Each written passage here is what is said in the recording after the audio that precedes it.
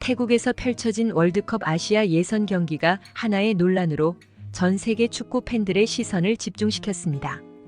중심에는 바로 한국의 축구 스타 손흥민과 그의 어린 여자 마스코트의 이야기가 있습니다. 이 사건은 단순히 한 경기의 일화를 넘어서 축구계의 권력, 명성, 그리고 기회의 공정성에 대한 치열한 논쟁으로 번져나갔습니다. 경기 시작 전부터 손흥민의 태국 방문은 이미 큰 관심사였습니다.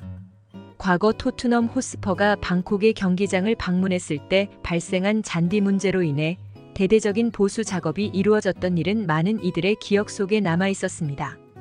그런데 이번엔 손흥민의 손을 잡고 경기장에 들어설 마스코트의 자리가 큰 화제가 되었습니다. 결국 태국의 유명 배우 탁손의 딸이 이 영광의 자리를 차지했고 이는 더욱 큰 주목을 받게 되었습니다. 탁손이 손흥민의 열성 팬이라는 사실이 알려지면서 이 선택은 더욱더 많은 이들의 관심을 불러일으켰습니다. 그러나 경기가 시작되고 난 후 상황은 예상치 못한 방향으로 흘러갔습니다. 경기장에서 손흥민의 손을 잡고 들어가는 탁손의 딸의 모습이 크게 보도되었고 이에 대한 여론은 분분해졌습니다. 특히 태국 축구협회장인 마담이 이러한 선택에 영향을 미쳤다는 의혹이 제기되면서 논란은 더욱 확산되었습니다.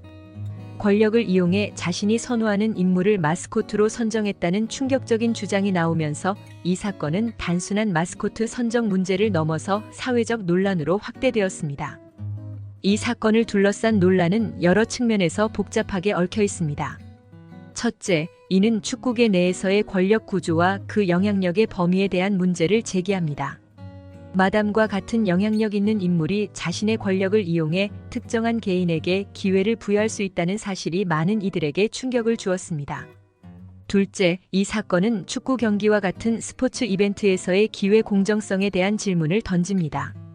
많은 태국 네티즌들은 축구 아카데미의 유망한 어린 선수들에게 이러한 기회가 주어져야 했다고 주장하며 이는 스포츠에서의 꿈과 목표를 향한 긍정적인 동기부여가 될 수 있음을 강조했습니다. 반면 일부는 축구 인플루언서의 자녀가 유명 축구 스타와 악수하는 것이 흔한 일이라며 상황을 다르게 바라보는 이들도 있었습니다. 이들은 현대 축구계에서 유명 인사의 자녀가 특별한 기회를 얻는 것은 드문 일이 아니며 이를 통해 축구에 대한 관심과 열정을 불러일으킬 수 있다고 주장했습니다. 이와 동시에 태국 축구협회장인 마담의 행동과 태도는 다른 측면에서 큰 지지를 얻고 있습니다. 그녀는 태국 대기업의 CEO이자 축구 클럽의 구단주로서 필요할 때는 지원을 아끼지 않고 책임을 질 때는 앞장서서 대국민 사과를 하는 등 정직하고 책임감 있는 모습으로 평가받고 있습니다. 이는 한국의 축구협회장과 대비되며 태국에서는 마담의 리더십과 그녀의 축구에 대한 열정이 긍정적으로 평가받고 있습니다. 이 사건은 또한 두 나라의 축구협회장 간의 대비를 더욱 분명하게 합니다. 태국에서는 마담의 정직하고 책임감 있는 태도가 널리 인정받는 반면 한국에서는 축구협회장에 대한 비판이 제기되고 있는 것입니다. 이로 인해 한국과 태국의 축구 팬들 사이에서도 이 사건을 둘러싼 다양한 의견이 오가며 국제적인 관심사로 부상하게 되었습니다.